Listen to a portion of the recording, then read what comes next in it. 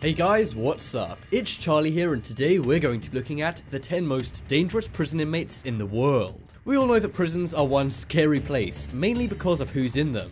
We all see bad criminals in newspapers from time to time, but these are the scariest and most dangerous prison inmates you don't even know about. Before we get into it, be sure to subscribe to my new channel, The Crafty.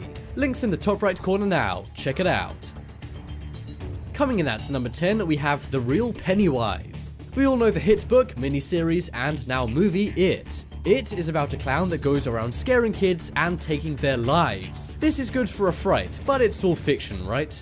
Well, not exactly, because back in the 1980s, which is when the It movie was set, there was a real-life version of Pennywise. The guy was called John Wayne Gacy, and he was, on the surface, a normal husband and father, but he had a crazy secret life. He began to dress up as a character he called Pogo the Clown. Pogo was supposed to be like Bozo, but as I said, this guy's more like Pennywise. That is because he would volunteer at children's parties. During this time, he would take as many kids as possible and then take their lives. They found missing people in his crawl space inside his house and in a nearby river. He's gone down as one of the most scary and most dangerous criminals to ever exist. Luckily, he's locked up behind bars today, but this still doesn't change how terrifying he really is. I'm pretty sure this guy's put a lot of people off clowns forever. Next up is Lobster Boy. This criminal is very odd and has lived one of the most odd lives ever lived. His real name is Grady Franklin Stiles Jr. He was nicknamed Lobster Boy thanks to a condition that's common in his family. He went into the carnival at the age of 7 as there weren't many things he could do thanks to his hands. He later got married to another carnival performer, but as he aged he became angry and drank way too much, which caused him to turn evil. He was horrible to his wife and 4 kids, 2 of which had hands like he did. When one of his kids without the odd hand grew up and got married, he became jealous and shot her husband in the face. He went to prison but was released years later. He then began to say he would do the same thing he did to his kid's husband to his wife, as she'd got remarried when he was locked up. But his wife didn't want to take any chances, so she paid another carnival worker $1,500 to take him out. Nobody came to his funeral, and on his grave was just his name and 2 praying hands. Wow, those hands just add insult to injury. Next up is Eyeball Man. This is not only one of the scariest and most dangerous criminals, but he's also one of the scariest looking men on this planet. In 2012, he was arrested for shooting a cop in a bathroom argument. Now that's bad enough, but that isn't what brought him media attention. What brought him all this attention was the scary tattoos he had all over his face. He's obsessed with tattoos and has over 20 just on his face. But his face isn't the only place he has tattoos. He also has a tattooed black eyeball, which is why many people call him Eyeball Man. His real name is Jason Barnum, and he is one scary looking guy. From his Facebook photos, we can also see this guy has tattoos all over his entire body. Not only that, he's got a giant skull tattoo on the top of his head, so maybe he should be called Skull Man instead. This guy looks so scary. Even if he hadn't committed a crime, I think he'd still make this list. I know you shouldn't normally judge a book by its cover, but perhaps this guy is an exception. Coming up next is the Red Ripper. This guy's nickname is the Red Ripper. It's a parody of Jack the Ripper, who took the lives of hundreds of women in England many years ago. And the red part is because this guy's from Rostov in the Soviet Union, which is now Russia. His real name is Andrei Chikatilo, and he took the lives of over 52 women and children over a span of 12 years. He was a suspect in many crimes for many years and was in and out of jail, but there was never enough evidence to convict him of anything serious. Finally, after a police snare in 1990, he was caught and confessed to taking 36 people's lives. But this was found to be an understatement, and he was convicted of doing this to 52 people in 1992. However, it seems the Russian police wanted him to get some karma, so they took his life as a punishment. I'm not trying to make fun of anyone's appearances here either, but this guy looks seriously creepy as well. He just looks like a typical James Bond villain, don't you think? Next up is Monster. Now there's a very good reason I'm calling this woman a monster. That's because she is so evil it's Hollywood worthy. A movie was made about her and her crimes, and Charlize Theron won many awards for playing her in the movie Monster.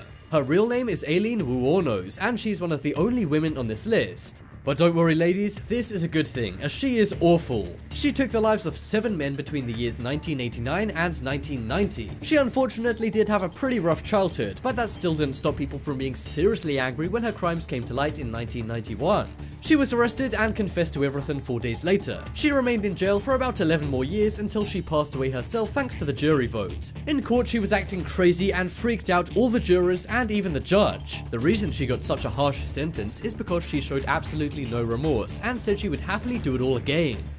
Next up is game show contestant. This is not only one of the most scary and dangerous men ever, but one of the creepiest. His name is Rodney Alcala, and he took the lives of 5 women in the 1970s. But he subsequently admitted to doing this 34 more times. And now cops believe he's done this more than 140 times across the USA after more investigations. But the creepy thing about this guy that he will always be remembered for is appearing on a game show called The Dating Game. And believe it or not, he actually won.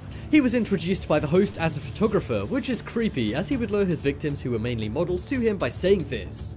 In the show, the woman would ask questions to a bunch of guys to determine which guy was the best to go out with according to the audience. One of the women, named Cheryl's question, said, "What's the best time?" He replied, "Nighttime, because night is the only time there is, and night is when things really get good." There were a lot more creepy answers to questions I won't even get into, but in the end, she said he was too creepy to go out with despite him winning. Talk about good judgment. Well done, Cheryl, you quite literally dodged a bullet.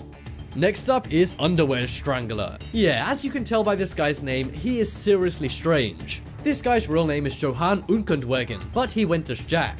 He's Austrian, and ever since his youth, he was in and out of jail for petty theft and things like that. But in 1974, he changed for the worse. He strangled a woman with her own bra until she passed. He then did this to around 40 more women and then moved to LA where he did it some more. He got caught but was somehow freed from prison, but then later went on to do it 4 more times. Finally, the LAPD stopped him and he was given a life sentence.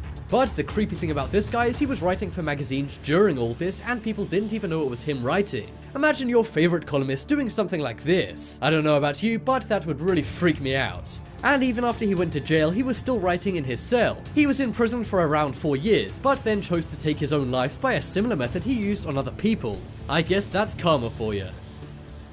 Next up is Human Plague. This is a nickname nobody wants to have, unless perhaps you're Mary Malone. This woman holds the all-time record for taking the most lives accidentally. She was a cook in New York to wealthy families and in some offices too, but everywhere she went, a terrible scenario seemed to play out.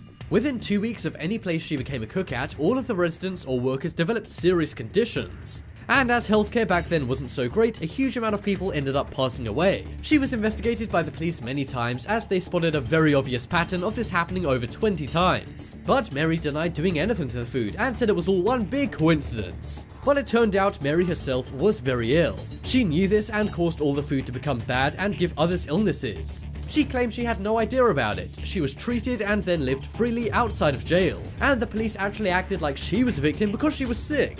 But in a diary entry found decades later, she revealed she knew about her condition the entire time. Watch out for your lunch, ladies, kids. Next up is BTK. This guy's real name is Dennis Rader, but the authorities and the media called him BTK. I'm not gonna go into what that means, but suffice to say, it ain't nice. Between 1974 and 1991, he took the lives of at least 10 people in Kansas, USA. Much like the Zodiac, he would taunt and tease the police with letters mocking them for not being able to catch him. But these letters actually led to his eventual arrest in 2005. But the kicker is how they found out the BTK was Dennis. He sent them a floppy disk with a message making fun of the police who couldn't catch him. But from that, they extracted a deleted file about his church, as he was an avid member surprisingly. They then used DNA evidence of him on the floppy disk and at the church and finally tracked him down and arrested him. He was found guilty of 10 people's passings and was sentenced to jail time in 2005. And this criminal is still behind bars today. But don't worry, the judge says he's never coming out. Next up is Hands On. This man is famous as he took over 5,000 lives just by using his hands, hence the nickname Hands On. His real name was Saul Fiklar, and he was around during the Ottoman Empire. He took an average of 4 lives per day for 5 years. But how did he do it with his bare hands? Well, it was all by strangling. Believe it or not, he did this to every person, and it worked every time. He was either very strong or very skilled, but he's definitely a madman. This one is pretty historic, going all the way back to the Ottoman Empire, but there were terrible people back then too, I guess. He had no motive, or at least no known motive, and historians say he would make an amazing athlete today. But to top it all off, he actually worked for the ruler of the Ottoman Empire at the time and was their royal gardener. But he never went after the ruler or anyone of much importance. Maybe that's one tangle he knew he wouldn't have won. As I said guys, be sure to check out my new channel, The Crafty. Head over there right now, and if you comment on the latest Crafty video saying you subscribed, you'll get a shout out in the next top 10s video. Right now on screen is some shout outs from people who have already done this, so be sure to do it yourself. But as always, thanks for watching. Check out some more videos on screen right now. Leave a like if you enjoyed, and if you haven't already, what are you waiting for? Subscribe to Top 10s.